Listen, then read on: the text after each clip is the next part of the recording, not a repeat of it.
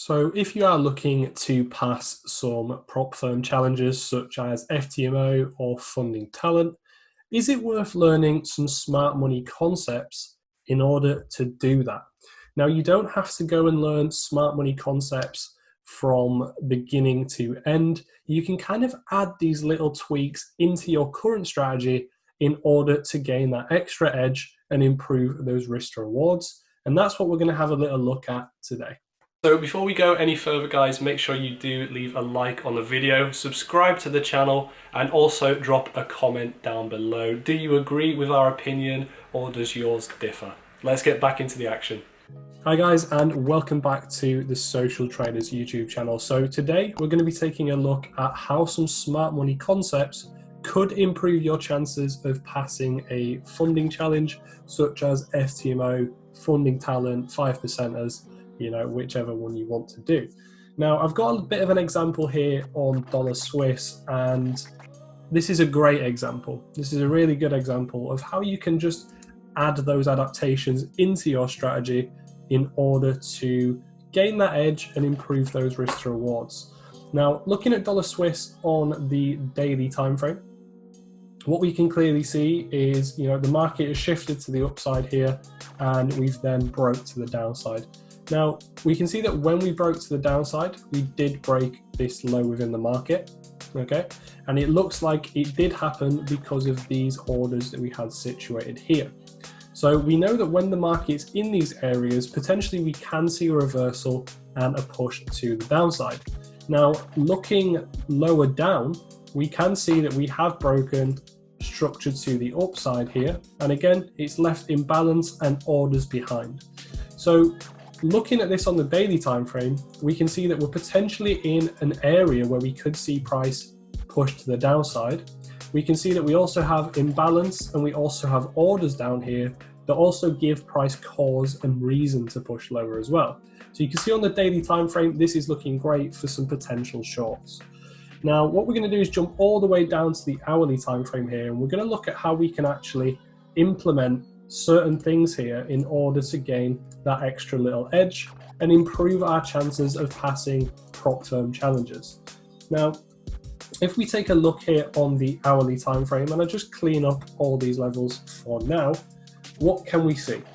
So we can see that the market was very corrective here, very descending. We then began a push to the upside.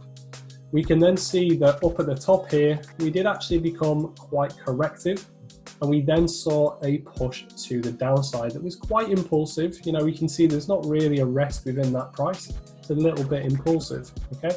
So what we can potentially argue is now we've had an ascending correction, we've had an impulse to the downside, we'll be looking for another correction and that next impulse, because we know that when we have an impulse to the upside, we want to see a descending correction for continuation. When we have an impulse to the upside and we see an ascending correction, we know we can see a reversal. And then obviously if we've had a bearish impulse, we want to see an ascending correction for continuation. So that's kind of what's playing out here. You can see that reversal, price action wise, is starting to happen. And we can also see that we are in that daily order block, which could also give us that cause to push lower. So what I can see here is we have taken our highs. So we did just sweep liquidity there from those highs before pushing to the downside and breaking our low. So we can see that we've actually taken out those early sellers and we've now broken structure to the downside, which gives us cause to look for some orders that broke that structure. So if we take a closer look at this leg of price, obviously there's going to be something in there that generated that break of structure. So looking at this, it looks like this was our bullish candle that created, this nice strong bearish candle there. So that's the area that I will be looking at. We can just drag that across like so. So that gives us a nice area to now, focus our attention on. That's the area we'll be looking for that reversal. Now, if we take a close look at the range here, we can see that we have a range of around 14 pips, which is perfectly fine. But we know that we can actually refine that ever so slightly further. So for example, we can jump down onto the 15-minute time frame, and we can start to take a little bit of a closer look at price action. Now, if we focus on these candles over here, we can see that we do have this big bullish candle. So again, we can refine that slightly further. And then we can see that we had a bearish candle after it that failed to engulf it. So what we can actually do is refine it even further, and we can bring it to this bearish candle here. And that's what we can treat as our order block. Now, if we drag that back over to the hourly time frame, we can then focus on price action. So we know that we want to see an ascending correction after a bearish impulse, and that's exactly what seems to be forming here. So what we can do is take our top of the structure, we can then duplicate the bottom of the structure, and we can see that, okay, overall we are forming some sort of correction here. This looks a little bit more like a rising wedge than a channel. And we can now see that we have all the pieces of the puzzle together. So we can see we've got our clear order block, we've got the right sort of price action for that continuation lower. So this is looking like a really high probability trade, and the sort of trades that you want to be taking when taking a prop firm challenge.